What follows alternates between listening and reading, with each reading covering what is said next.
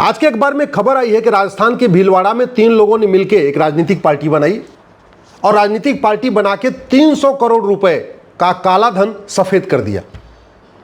भारत में इस समय लगभग 3000 राजनीतिक पार्टियां हैं जो रजिस्टर हुई हैं इलेक्शन कमीशन के सामने, और इस 3000 पॉलिटिकल पार्टियों में से 90% पॉलिटिकल पार्टियां इसी काम के लिए बनी हैं, केवल और केवल काला धन को सफेद करने के लिए।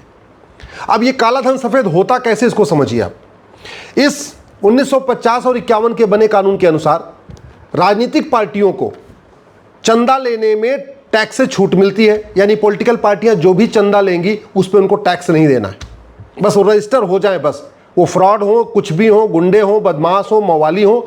अगर इलेक्शन कमीशन में उन्होंने अपनी पॉलिटिकल पार्टी को रजिस्टर करा लिया तो उनको इनकम टैक्स नहीं देना है, वो चाहे 3 लाख करोड़ कमा ले, चाहे 3000 करोड़ कमा ले या 300 करोड़ कमा ले। सफेद कैसे करते हैं इसको समझिए। ये कानून ये कहता है कि कोई भी पॉलिटिकल पार्टी जो 20,000 रुपए से कम किसी व्यक्ति से डोनेशन लेगी उसका हिसाब किताब नहीं रखना पड़ेगा। यानी कोई भी, हम और आप किसी भी पॉलिटिकल पार्टी को अगर 20,000 रुपए से कम डोनेशन करेंगे उसका हिसाब किताब पॉलिटिकल पार्टियों को नहीं रखना है। तो पॉलिटिकल पार्टियां 90% डोनेशन यही दिखाती हैं कि जो हमको डोनेशन मिला है वो आम जनता से मिला है और वो सब 20-20 हजार से कम मिला है, तो किसी का हिसाब देना नहीं पड़ता। ज़्यादा से ज़्यादा कोई 5% दिखा देंगे कि हमको 20,000 से ज़्यादा, किसी ने 20,000 से ज़्यादा दिया, किसी ने 2% दिखा देती हैं। ज़्यादातर पॉलिटिकल पार्टियां, 90% पॉलिटिकल पार्टियां यही दिखाती हैं कि उनको जो डोनेशन मिला है वो कैश में मिला है और 20-20 हजार से कम मिला है। कैश डोनेशन का रिकॉर्ड रखना ही नहीं है, कैश डोनेशन किसने दिया उसका रिकॉर्ड रखना ही नहीं। जब एक बार इनके पास 300 करोड़ आ गया, 100 करोड़ आ गया, 500 करोड़ आ गया, तो फिर ये पॉलिटिकल पार्टियां 20% कमीशन काट के और जिससे पैसा लेती हैं उसी को चेक से पेमेंट कर देती हैं।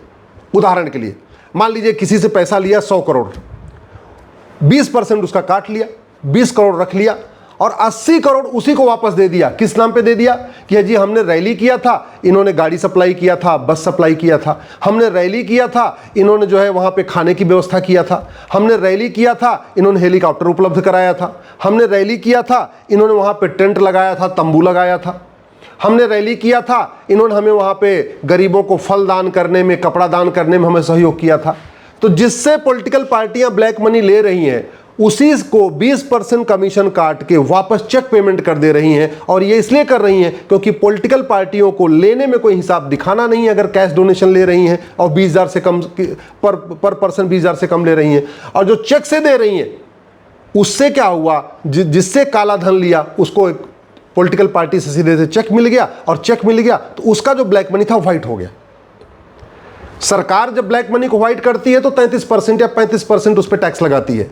और वो भी कभी कभी स्कीम आती है, कई बार सरकारों की स्कीम आती है कि भैया ठीक है जो आपके पास ब्लैक मनी है उसको जमा कराओ, 1/3 सरकार ले लेगी और आपका 2/3 जो है आपका व्हाइट हो जाएगा। पॉलिटिकल पार्टियां वही काम 20% में कर रही हैं, इसलिए उनका बड़ा कारोबार चल रहा है। अब आप सोचिए किसी का 500 करोड़, ये भीलवाड़ा वाली पार्टी है, इसने अभी भी नई पार्टी बनाई थी और पार्टी का नाम रखा था नेशनल सर्व समाज पार्टी। भीलवाड़ा के 3 दोस्तों ने मिलकर बनाया नेशनल सर्व समाज पार्टी और 300 करोड़ रुपए सीधे सीधे ब्लैक को व्हाइट कर दिया। 1 करोड़ पे 20% हुआ ना, मतलब 20% कमीशन लेते हैं। इसका मतलब जो 300 करोड़ व्हाइट किया इसमें सीधे सीधे 60 करोड़ रुपए इन्होंने कमा लिया और 240 करोड़ का चेक काट के दे दिया। ये पूरी कहानी चल रही है भारत में। 90% पॉलिटिकल पार्टियां यही काम कर रही हैं। इसके बाद जो अगला खेल शुरू होता है, पॉलिटिकल पार्टी रजिस्टर हो गई, उसके बाद इसमें कोई अध्यक्ष बन गया, कोई महामंत्री बन गया, कोई कोषाध्यक्ष बन गया, कोई जनरल सेक्रेटरी बन गया, 10-20 लोग राष्ट्रीय पदाधिकारी बन गए और फिर राज्यों के अलग अलग स्टेट के प्रेसिडेंट, स्टेट के जनरल सेक्रेटरी, स्टेट के ट्रेजरर ऐसे ऐसे बना दिया। अब बढ़िया वो फॉर्चूनर पे, अपने बोलेरो पे, अपने स्कॉर्पियो पे बढ़िया बढ़िया बोर्ड भी लगा दिया, अध्यक्ष फलाने अध्यक्ष, ये उपाध्यक्ष, कोषाध्यक्ष, महामंत्री, जनरल सेक्रेटरी, जो दुनिया भर का बना दिया। अब वो बना के अपने अपने जिले में सारा उनका नंबर 2 का काम है, सारा 1 2 का 4 करते हैं।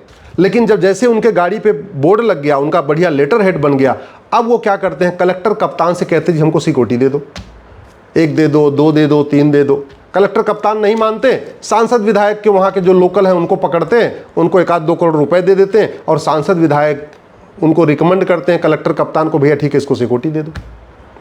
अब जब 2-3 उनको सिक्योरिटी बन गई, उनका भौकाल और टाइट हो गया। बढ़िया गाड़ी है, फॉर्चूनर है, बढ़िया स्कॉर्पियो है, ये सब कुछ काले धन से आ ही रहा है। जो दलाली किया था, जो 20% काट के उससे स्कॉर्पियो खरीद लिया, फॉर्च्यूनर बोलेरो सब खरीद लिया, 4 से 10 गुर्गे बैठा लिए पेड, और उसके बाद उनको 2-4 सिपाही और मिल गए। अब उसको दिखा दिखा के वो दोबारा रंगदारी वसूलना शुरू कर देते हैं।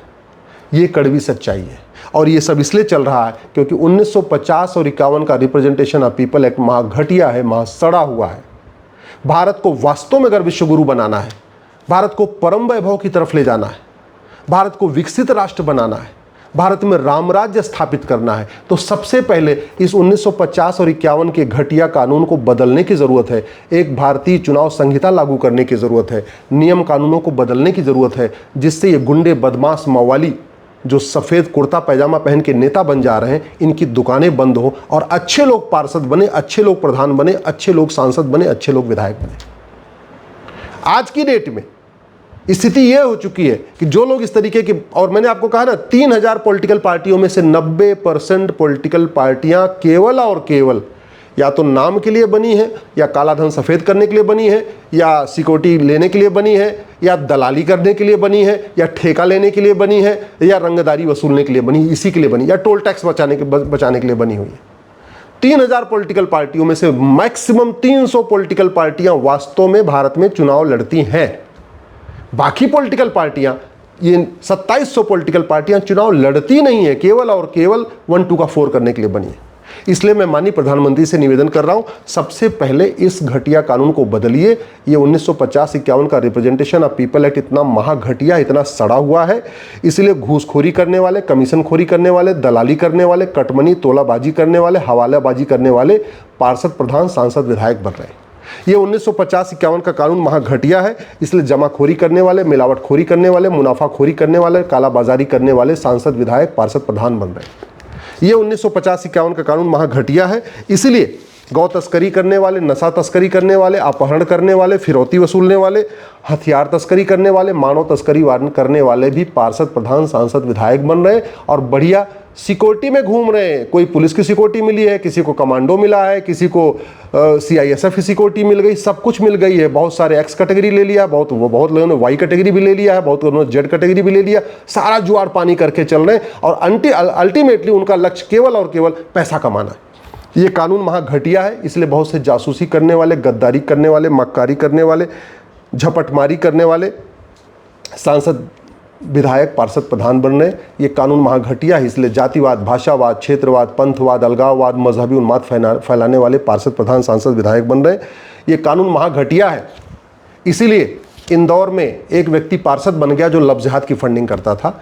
एक इंदौर में एक और पार्षद बन गई है जिसने रातों रात सारे नेम प्लेट बदलवा दिए। मैं कड़वी सच्चाई बता रहा हूँ, जब तक ये कानून नहीं बदलेगा तब तक ये चलता रहेगा। बहुत सारे लोग ऐसे हैं जो ड्रग स्मगलर की मदद करते हैं। भोपाल में अभी तक जो मछली परिवार पकड़ा गया उसमें नाम आया है, बाकायदा 2 मंत्री हैं, उनका नाम है सीधे सीधे। तो मंत्री ऐसे काम कर रहे हैं कि ड्रग स्मगलर की मदद कर रहे हैं, गौ तस्करों की मदद कर रहे हैं, बहुत सारे लोग अपना कत्लखाना चलवा रहे हैं, सब कुछ कर रहे हैं। ये कानून महाघटिया है, इसलिए घटतौली करने वाले, नक्काली करने वाले, चोरी डकैती करने वाले, चीटिंग, फ्रॉड, फोर्जरी करने वाले, हवालाबाजी, कबूतरबाजी, पत्थरबाजी, तोलाबाजी करने वाले भी पार्षद, प्रधान बन रहे हैं। तो समाधान क्या है? समाधान यह है कि सबसे पहले पॉलिटिकल पार्टियों का फंडिंग और पॉलिटिकल पार्टियों का खर्चा 100% कैशलेस किया जाए। कोई भी पॉलिटिकल पार्टी न 1 रुपये कैश में ले पाए, कोई भी पॉलिटिकल पार्टी ने 1 रुपये कैश में खर्च कर पाए, सबसे पहले हमें ये व्यवस्था लागू करनी पड़ेगी। दूसरा, पॉलिटिकल पार्टियां पूरा देश चला रही हैं। पॉलिटिकल पार्टी राष्ट्रपति तय करती है, उपराष्ट्रपति कौन बनेगा, प्रधानमंत्री कौन बनेगा, मुख्यमंत्री कौन बनेगा, सांसद कौन बनेगा, विधायक कौन बनेगा, किसको पार्षद का टिकट देना है, किसको प्रधान का टिकट देना है। और इसके बावजूद पॉलिटिकल पार्टियों को रेगुलेट करने के लिए कोई कानून ही नहीं है। इसलिए ज़रूरत यह है कि पॉलिटिकल पार्टियों को रेगुलेट करने के लिए भी नियम कानून बने, मिनिमम क्वालिफिकेशन हो, मैक्सिमम एज लिमिट हो, पॉलिटिकल पार्टियां RTI के दायरे में आए, चुनाव लड़ने के लिए ऑल इंडिया लेवल पे टेस्ट हो, जिन लोगों के खिलाफ चार्जेस फ्रेम हो चुके हैं गंभीर मामलों में, उनके पार्टी बनाने, पार्टी पदाधिकारी बनने, चुनाव लड़ने पे उनके प्रतिबंध लगे। इसी तरीके से मैनिफेस्टो स्टैंडर्ड हो, जो लोग वादा करें और उसको पूरा न कर पाएँ उनकी पॉलिटिकल पार्टियों की मान्यता रद्द हो, one nation one voter list हो, पोस्ट ऑफिस को वोटर ID बनाने का नोडल सेंटर डिक्लेयर किया जाए, फ्रीबीज पे लगाम लगाने के लिए इस पर एक व्यवस्था किया जाए और सांसद विधायक की रोज रिस्पॉन्सिबिलिटी तय किया जाए। पार्षद प्रधान की रिटर्न में रोल्स और रिस्पॉन्सिबिलिटी तय हो, सांसद विधायक के लिए कम से कम 75% अटेंडेंस सदन में अनिवार्य हो, तब जाके वीर सावरकर जी का, बाबा साहब अम्बेडकर का और गुरु गोलवलकर जी का सपना साकार होगा। जब इलेक्शन रिफॉर्म होगा, अच्छे लोग संसद विधानसभा में पहुंचेंगे, तभी जाके भारत विश्वगुरु बनेगा, भारत परम वैभव को प्राप्त करेगा और भारत में राम राज्य आएगा। जब तक ये घटिया कानून चल रहा है, तब तक धोखा, फरेब, पाखंड सब चलता रहेगा।